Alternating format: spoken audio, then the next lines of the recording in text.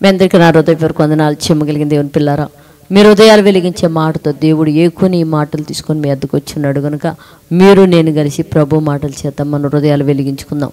మన హృదయాలు వెలిగించబోయే ముందు రాత్రి కాలం నుంచి మిమ్మల్ని, మీ కుటుంబాన్ని, మమ్మల్ని, సంఘాన్ని, భూమి మీద ఉన్న ప్రతి బిడ్డకి తన సన్నిధి తోడుగా ఉంచి ఊపిరిని, జీవాన్ని, ఆరోగ్యాన్ని ఇచ్చి తిరిగి ఆయన మాటల చేత మన హృదయాలు వెలిగించుకుండే గొప్ప భాగ్యం ఇచ్చిన దేవుడికి, మన ప్రభు, మన రక్షకుడు యేసుక్రీస్తు వారి నామములో శిరస్సు వంచి వందనాలు, స్తుతులు తెలియచేసుకుంటూ, జీవము కలిగిన దేవుని పిల్లారా, ఈరోజు ఏ మాటల చేత దేవుడు మన హృదయాలు వెలిగించాలనుకుంటున్నాడు ఒకసారి ఆ మాటలు మనం ధ్యానం చేయగలిగితే, పేతురు రాసిన 2వ పత్రిక 1వ అధ్యాయము 21వ వచనంలో ఒక మాట రాయబడింది. దేవుని పిల్లలు చూద్దాం.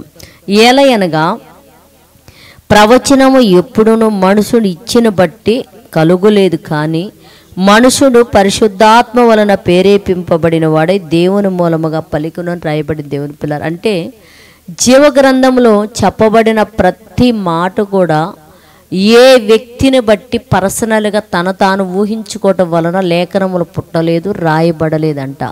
పరిశుద్ధాత్మ వలన ప్రేరేపింపబడిన వారై దేవుని మూలముగా ఈ మాటలు రాయబడినవి కనుకనే ఈ మాటలు జీవగ్రంథంలో మాటలు విన్నప్పుడు పాపమును విడిచిపెట్టగలం. ఈ జీవగ్రంథంలో మాటలు విన్నప్పుడు దేవుని పిల్లరా దయ్యాలు వదిలిపోతాయి. ఈ జీవగ్రంథంలో మాటలు విన్నప్పుడు ఆరోగ్యం వస్తుంది. ఈ జీవగ్రంథంలో మాటలు విన్నప్పుడు నెమ్మది వస్తుంది. ఎందుకు? ఇది మనిషిని బట్టి రాయిలా పరిశుద్ధాత్మ వలన ప్రేరేపింపబడిన వారే దేవుని మూలముగా రాయబడ్డారు కనుక ఈ మాటలు ఎవరైనా వింటే ఈ మాటలు వారిని ఆకర్షించి ఈ మాటలు వాళ్ళ హృదయంలోకి పావటం వల్ల వారి హృదయంలో పాపను విడిచిపెట్టగలుగుతాడు. దయ్యపు లక్షణాలు బయటికి వెళ్ళిపోతాయి. చెడ్డ కార్యక్రమాలు చేయకుండా బ్రతికి దేవునికి నచ్చినట్టు వాళ్ళు ఆకర్షింపబడతారు. దేవుని పిల్లలు అందుకని మనిషి వలన కలగలేదు, పరిశుద్ధాత్మ వలన ప్రేరేపింపబడి దేవుని మూలంగా కలిగినాయి అని చెప్తున్నాడు. కనుక ఈ మాటలు ప్రతి ఒక్కళ్ళ దగ్గరికి వెళ్ళే మాటలుగా మారిపోవాలి. ప్రతి ఒక్కళ్ళ హృదయం దగ్గరికి మాటలు వెళ్ళే విధంగా మనం ప్రార్థించేద్దాం. పరిశుద్ధుడా, జీవము కలిగిన మా పరలోకపు తండ్రి నాయన, నీ కృప కలిగిన నామానికి వందనాలు నైనా. జీవగ్రంథంలో రాయబడిన మాటలు మనుషుల వలన రాయబడలేదు, పరిశుద్ధాత్మ వలన ప్రేరేపింపబడి రాయబడ్డాయని నువ్వు చెప్తున్నావు తండ్రి. కనుక ఈ మాటలు నైనా ప్రతి వ్యక్తి దగ్గరికి వెళ్ళినట్లు కృప చూపయ్యా.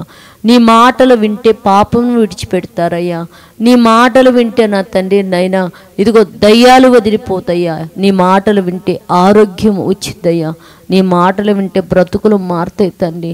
భూమి మీద ఉన్న ప్రతి వ్యక్తి దగ్గరికి మాటలు వెళ్ళునట్లు తండ్రి అట్టి బిడ్డలకు మీరు ఏర్పాటు చేసి సహాయం చేసి వారిని మరణంలో ఉంచి పాపాన్ని విడిచిపెట్టినైనా పాపం అనే మరణంలో ఉంచి అతని జీవములకు దాటినట్టు భూమి మీద ఉన్న ప్రతి బిడ్డను మీరు ఈ మాటలు అందించి మార్చి సహాయం చేసి నీ సన్నిధి ఉంచమని మా రక్షకుడు నీ కుమారుడని పరిశుద్ధ నామలే ప్రార్థన అడుగుతున్నాము తండ్రి.